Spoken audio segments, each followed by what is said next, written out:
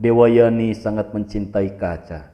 Demikianlah, semenjak awal mula dunia, nasihat orang yang paling bijak sekalipun tidak akan pernah bisa menghilangkan duka hati seorang perempuan yang kehilangan kekasih. Kata Dewayani, "Kaca, cucu Resi Angiras dan anak Resi Brihaspati, adalah seorang pemuda yang tidak berdosa. Ia telah menyerahkan diri untuk melayani kita. Hamba mencintainya sedalam lubuk hati hamba. Sekarang ia mati. Hidup hamba terasa hampa dan serasa duka. Karena itu, biarkan hamba mengikutinya mati." Setelah berkata demikian, Dewayani menolak makan dan minum. Mahaguru Sukra tidak tega melihat putri kesayangannya yang dilanda duka. Ia marah kepada para raksasa yang telah membunuh kaca. Membunuh Brahmana adalah perbuatan terkutuk. Mereka pasti akan mendapatkan pembalasan yang setimpal. Sekali lagi, Mahaguru Sukra menggunakan Sanjiwini untuk menghidupkan kaca. Berkat ilmu gaib itu, kaca hidup kembali dari anggur yang ada di perut sang Mahaguru.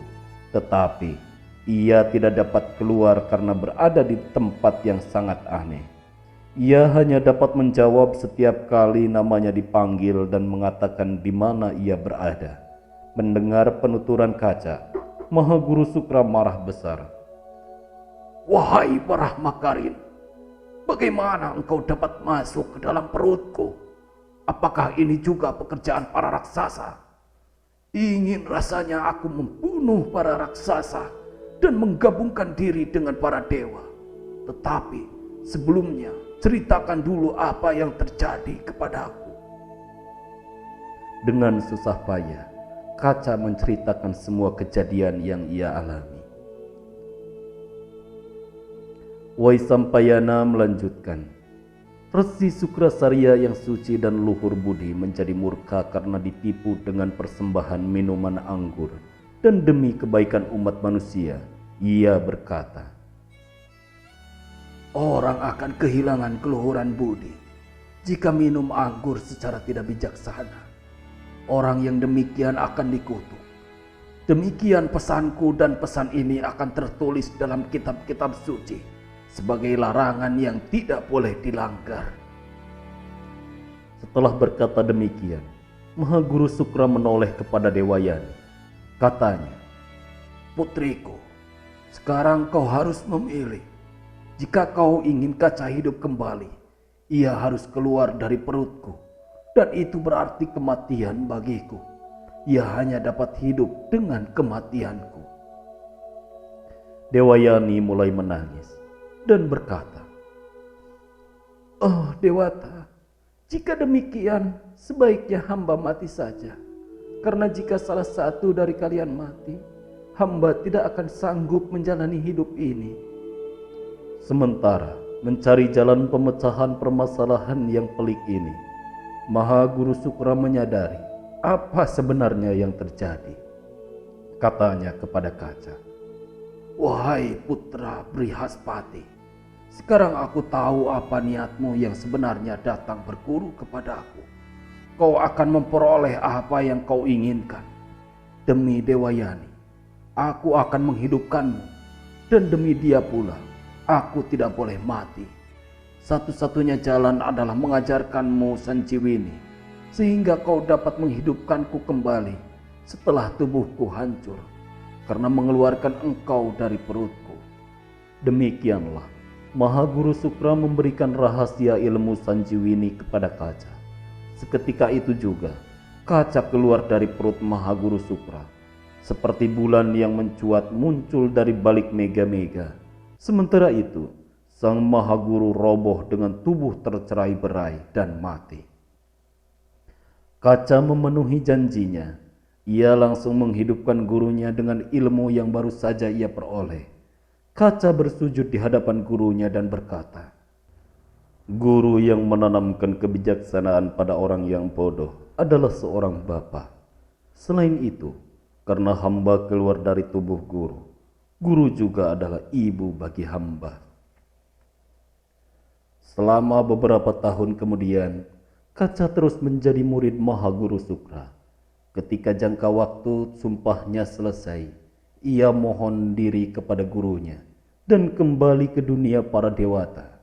Ketika tiba waktunya untuk pergi, dengan penuh hormat Dewayani berkata, "Wahai cucu Resi Angiras, engkau telah memikat hatiku dengan kesucian hati.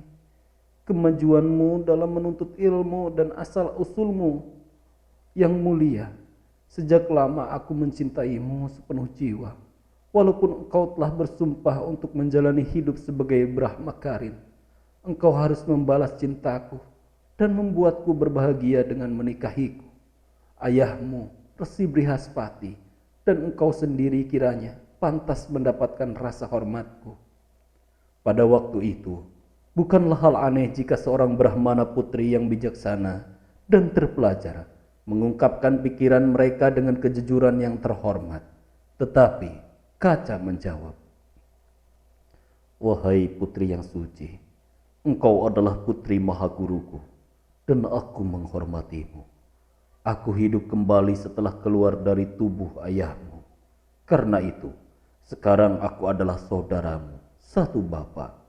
Saudariku, sungguh tidak sepantasnya engkau memintaku untuk menikahimu."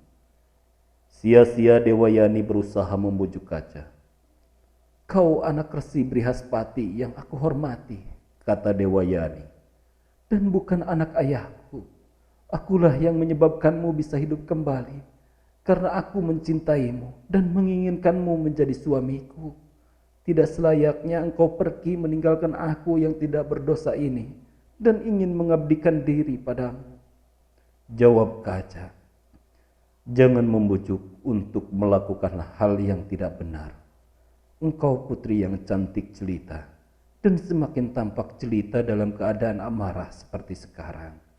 Tetapi aku adalah saudaramu. Biarkan aku pergi. Abdilah guruku Maha Guru Sukra dengan sebaik-baiknya." Setelah berkata demikian, dengan lembut Kaca melepaskan diri dari pegangan Dewayani dan kembali ke dunia dewata. Dewayani amat sedih dan Maha Guru Sukra berusaha keras menghiburnya. Demikianlah kisah ajian Sanjiwini dari Guru Sukrasarya yang arif bijaksana. Mudah-mudahan kisah ini bermanfaat untuk kita semua.